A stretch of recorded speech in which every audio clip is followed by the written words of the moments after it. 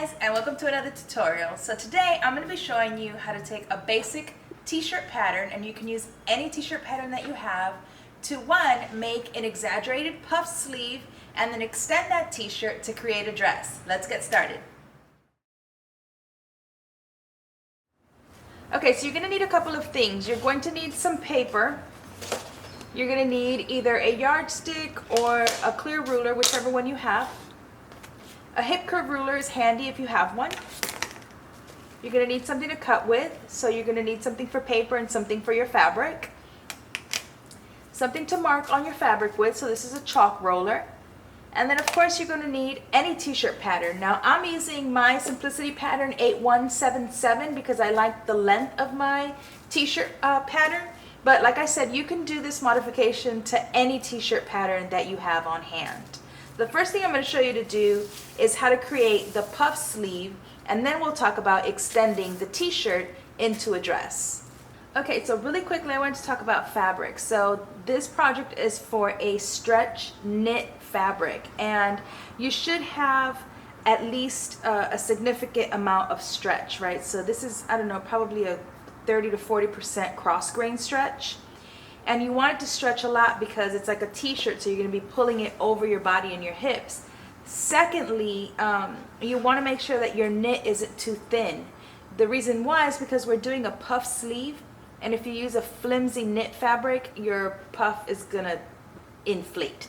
And so you want your puff to sort of be able to hold shape, right? And so I'm going to be using a stretch ponte, a double knit fabric. That's what I'm going to be using. That's what I suggest you use. Whatever it is, make sure that it has enough stretch and that it has a decent weight, so that if you hold it, like if you scrunch it together, that it would hold shape, right? If it sort of falls over, then it's too lightweight and it's not going to hold the shape of the puff sleeve very well. And so that's sort of the whole point of having the puff sleeve, for it to look puffy. So make sure you're using the right fabric. Okay, so we're going to start with whatever sleeve you're using from your t-shirt pattern. It should be a basic sleeve that looks much like this. But I don't want to alter this pattern piece because I want to be able to keep it. So all I did was trace it. So as you can see, I just laid my sleeve on top of paper, and then using my rotary cutter, I just cut around it. And then I made sure to transfer my notches so that I know 2 notches for the back, 1 notch for the front, and then my 3 placement notches. Okay, so make sure and do that. I don't want you to alter your sleeve pattern. I mean, unless you don't plan on using the regular sleeve anymore, then that's up to you. But I'm going to be using the new one that I made. So the first thing we're going to do is we're going to fold it. So I want you to fold it in half like this.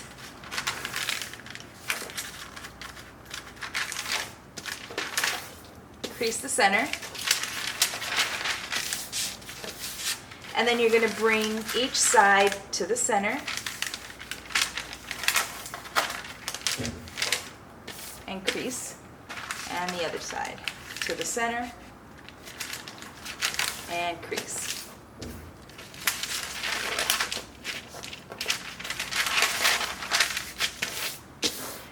Now you're going to go ahead and cut from the top all the way down to the bottom, but you're not going to cut all the way through the bottom. You're just going to leave a little bit so that we use it as a hinge, okay? We don't want to cut it completely off.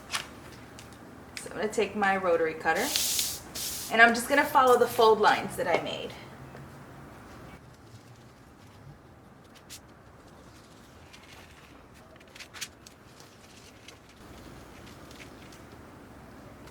Okay. So you can see it's still attached at the bottom, but it creates sort of this fan. Now you're going to grab another piece of paper, and we're going to use this to spread and then create the arch for our puff. Okay, so I have my piece of paper and I have my slashed pattern. So the first thing you're going to do is take the bottom so it doesn't shift on you. And you could do this with a short sleeve or a long sleeve. It really doesn't matter. If you're using a short sleeve pattern and you want to make it long, all you need to do is extend the sides to make it longer. So I'm going to take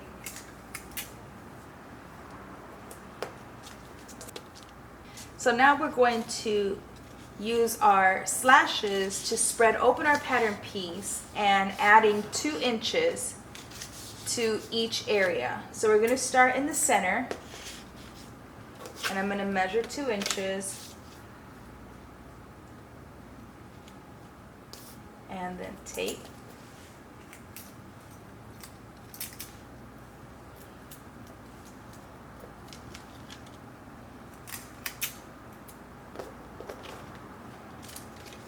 And then spread 2 inches. And if we need to adjust the bottom afterwards, we'll do that.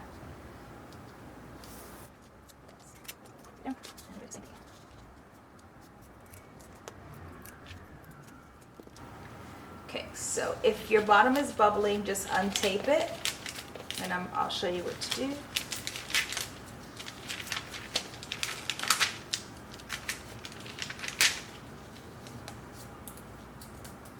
Let the bottom fold onto itself until it lays flat, just like that. So you probably have to overlap maybe 1/4 inch on the 2 ends. And I'm going to tape down the sides.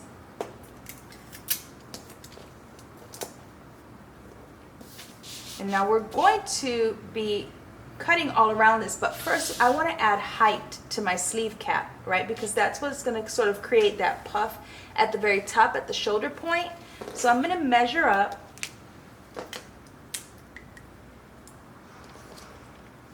three and a half inches from where I am here, right? So this is where the pattern ends. I'm going to measure up 3 inches, 3.5 inches. So this is my new line. And now we're just going to sort of go up to that point and then down. So I'm going to eyeball it. I'm just going to trace around until I meet, and then do the same thing on the other end.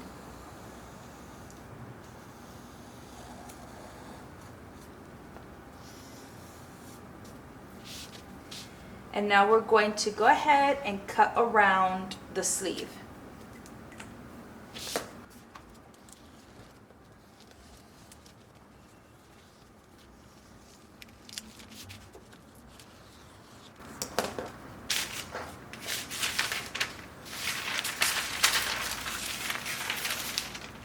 Now I don't want this to shift on me, so I'm going to tape down the sides.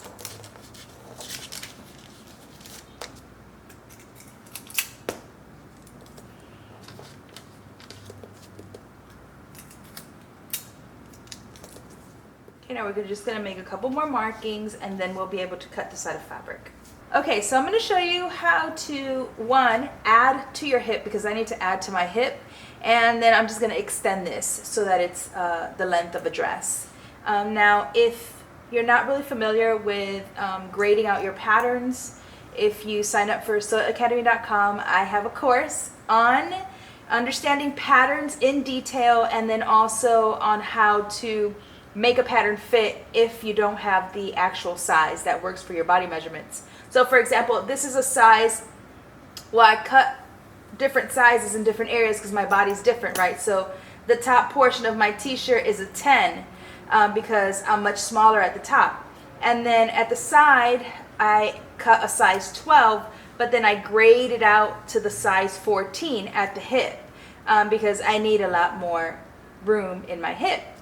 So the only problem is that this pattern that I have here only goes up to a size 14, and the size 14 is a 38 hip and I'm a 42 hip. So I need to add 4 inches to my hip. So the easiest way that I do that is honestly just by measuring exactly how much the pattern has, right, which you can usually find on the pattern envelope. So it's a 38 finished, and I know that I need at least a 42. I'm not adding ease, right, because I want it to stretch over my body, so I'm not adding any additional ease. So what I like to do is I use the markings on the pattern. So here it has a waistline marking, and so what I do is I measure from my waist down to the fullest part of my hip. So for me that's 9 inches from my waist down. So at that waistline I just measure 9 inches, right? And so I know that this is my hip line, and then I mark off my seam allowance so that I don't have to calculate it or subtract it from my measurements. So I start to measure from my seam allowance, which is 5/8 of an inch. And so I can look and see, well, that's 9.5 inches. Well, 9.5 inches times 4, right? Because there's 2 front sides and 2 back sides, is going to give me 38. Well, that's not big enough for my hip. I need 4 inches. So I need to add 1 inch to each side. So if I add 1 inch here when I cut this, because it's on the fold, that gives me 2 inches, right? 1 inch on each side. And if I do the same thing for the back piece, that gives me an additional 2 inches, giving me a total of 4 inches to the circumference of my hip. So the way I like to do it, and you could do this right on paper if you wanted to keep this for future use, but I'm just going to be doing it right on my fabric. So I'm going to use my pattern weights. These are just big washers that I get from Home Depot. And the first thing I'm going to do is, like I said, find my hip line. And for me, if I measure from my waistline down to the fullest part of my hip, that's 9 inches. So at that 9-inch mark, I'm going to measure out 1 inch. And I'm going to mark. Right? So that's my hip line. I've added 1 inch. And now I'm going to add length. So from my shoulder, I know that I want my length, the length of the dress, to be 36 inches. And so I'm going to measure down that 36 inches. Let me move this up so you guys can sort of see. So I'm going to measure down 36 inches and I'm going to make a mark there. And remember to add hem allowance, right? If you want a hem allowance, make sure that you add it to the total length. And just measure from your shoulder down to however long you want that dress to be. I'm going to use my yardstick and I'm just going to make a straight line across the bottom. This is now where the hem of my dress will be. And now I'm going to grade, right? Because I don't need a full inch here. I just need it here. So I'm just going to use my hip curve ruler to create a curve at that 1 inch. And then I'll just turn it over in the other direction and join right into my side seam. So now you can see I've graded out 1 inch. And now I'm just going to bring this down to my hemline. Now I've created the shape I need for my dress. And now I'm just going to cut around it.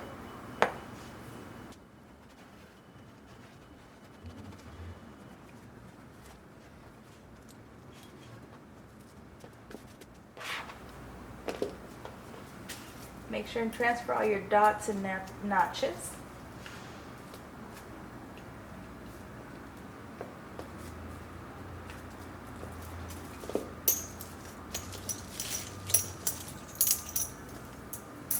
So now we've extended the back, we've added hip to the back, and you're going to do the same exact thing with your front piece.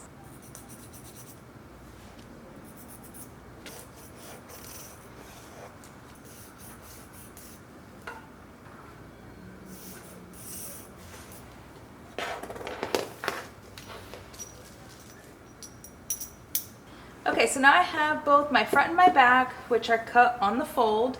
And so now I want to just talk really quickly about negative ease. So negative ease is usually what you find in knit garments, right? It means that it's smaller than your actual body measurements because it stretches. It's meant to stretch and be very fitted onto your body.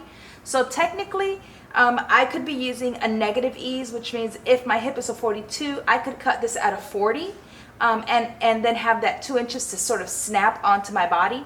But because you guys are sewing with me, I always want to make sure that you have enough versus having too little, right? So I'd rather you cut it the exact size of your hip, and then once you try on the sides, if you need to take it in, it's much easier to take it in. If you cut it too small and then, sew it up and you don't have enough room to let anything out, then you've sort of just wasted your fabric. So it's always better to have a little bit more than a little bit less. So I'm going to set both of these aside and I'm going to go ahead and show you how to cut out your sleeve. Okay, so you've cut the front and the back of your dress, or you're using your t-shirt pattern, and now we're going to go ahead and cut our sleeve. So you're going to do it the same way. I just wanted to show you actually cutting the sleeve. So I have my fabric on the fold, right sides are facing.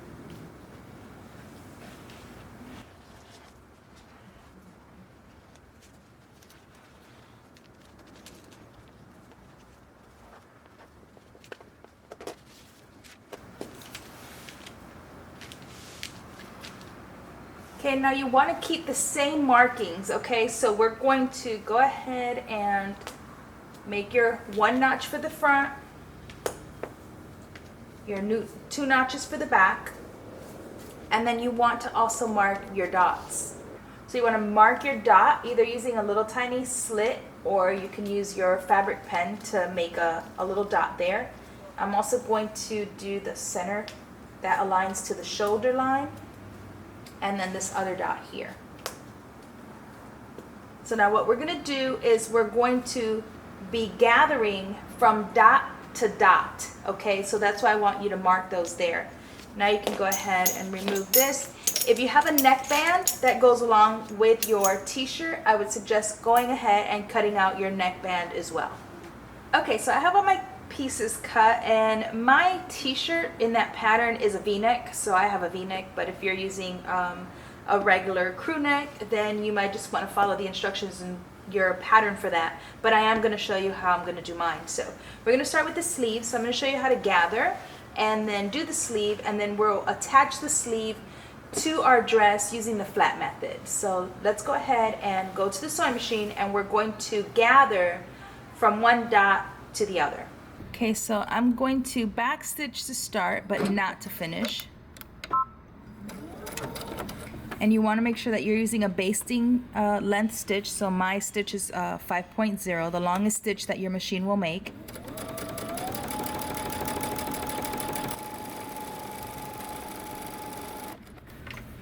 Okay, and I'm going to stop, and I'm going to pull my threads. And then I'm going to go back and do a second row, about, I don't know, 1/4 inch away from the first row. Back stitch at the beginning.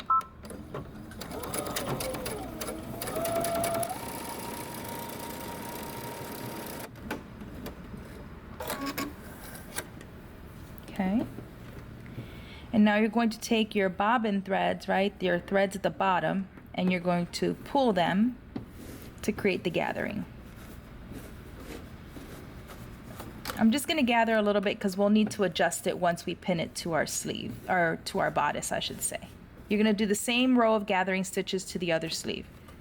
Okay, so I've gone ahead and gathered both of my sleeves, and as you can see, it's already sort of shaped, and it keeps that height that we created because of the fabrics, right? So it keeps the shape really nicely. So now we're going to set this aside for just 1 second. We're going to join our front to back at the shoulder. So grab your front and back pieces of your dress.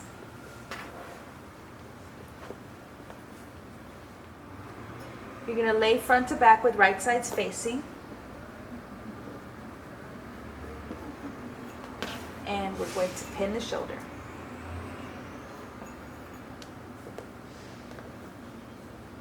Make sure you align your notches. Always align your notches. Okay, so go ahead to the sewing machine and just stitch across your shoulders using 5/8 of an inch seam allowance.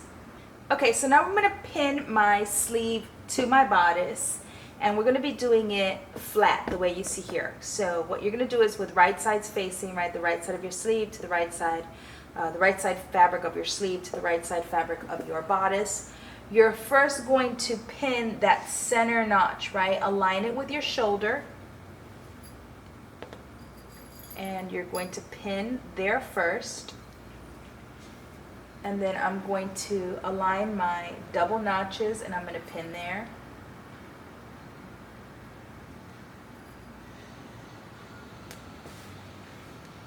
And then I'm going to do the same thing on the other side.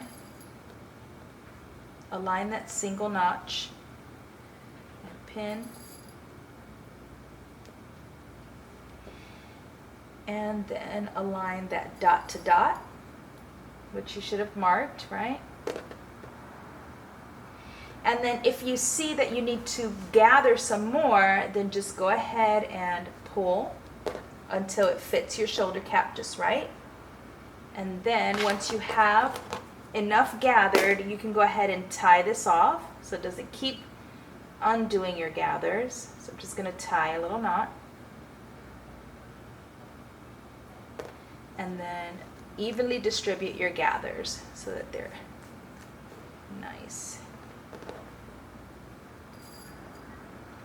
I'm going to pin just a couple more times just to keep it all together. Okay, and now we're going to go ahead and take this to the sewing machine. We're going to stitch using 5/8 of an inch seam allowance all the way across. Okay, so using 5/8 of an inch seam allowance, back stitch at the beginning and at the end.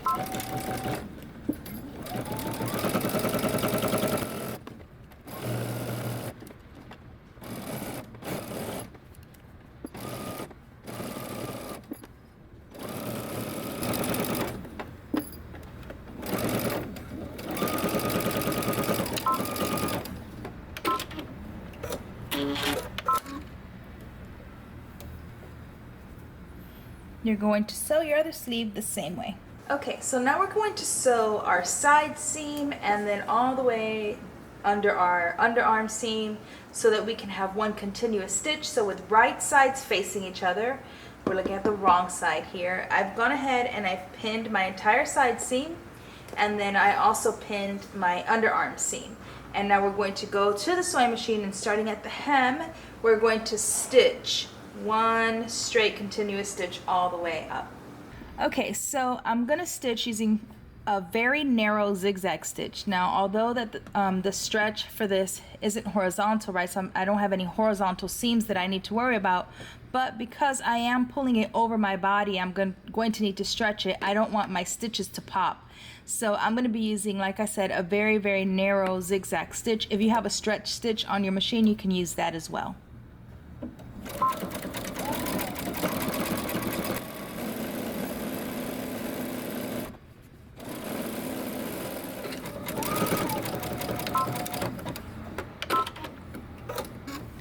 You're going to sew your other side seam and underarm seam the same way.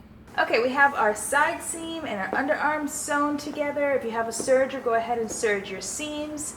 And I'm going to go ahead and attach my V-neck band. Now, like I said, if you're not using my specific pattern, then follow the instructions in your pattern so that you can attach your neckband. And then you'll just need to finish the hem of your sleeve, and then of course the hem of your dress. I would suggest doing a narrow zigzag stitch so that when you put it on, your stitches don't pop. If you're for some reason using my actual pattern, or you went out and got my actual pattern, first of all, thank you. And second of all, you can go ahead and follow with me. I'm going to show you how to attach the neckband. So first we're going to sew these together. So right sides facing, you're going to sew this little V that we have here using 3/8 of an inch seam allowance. Then we're going to turn it over and fold in half. So let's do that first. Okay, so I'm going to back stitch. I'm using 3/8 of an inch seam allowance.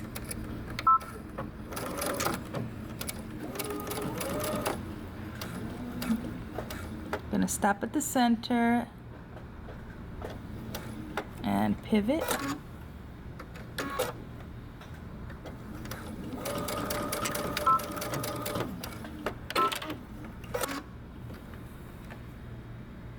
Okay, so we're going to snip into the center. Don't snip through your stitching. And then I want you to press these seams open like this, and then we're going to fold in half and press. Okay, so we have our neckband stitched at the center and then folded in half and pressed. And now I'm going to make a little slit into my shirt. So the pattern itself has a little tiny dot, so I'm going to snip right at that center.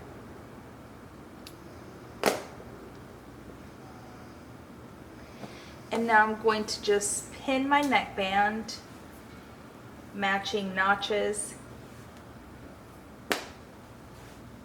and pinning at the center first, so that my center line of that V is right in the center of my shirt. I'm going to pin my shoulder seam, matching that notch that I have. And then here, when I sew, I can just sort of pull. And then I'm going to do the same thing over here. So I'm going to find that notch and then match it up to my shoulder seam and pin.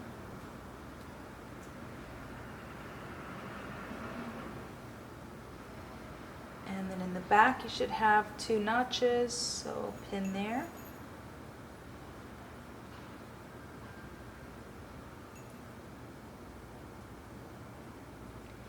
And now we're going to stitch all the way around using 3/8 of an inch seam allowance. Okay, so I'm going to start at the center. I'm going to put my needle down.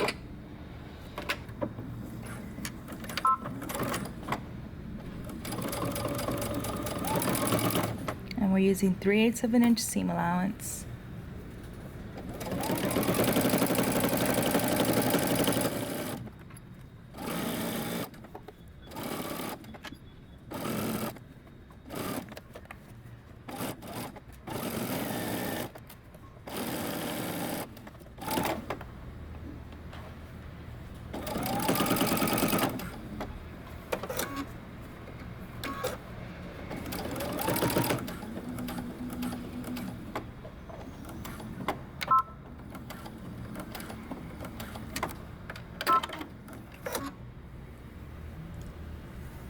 Give your neckband one final press, finish the hem of your sleeve and the hem of your dress, and you are all done. Well, that's all there is to it. I hope you enjoyed this tutorial. Until next time, peace.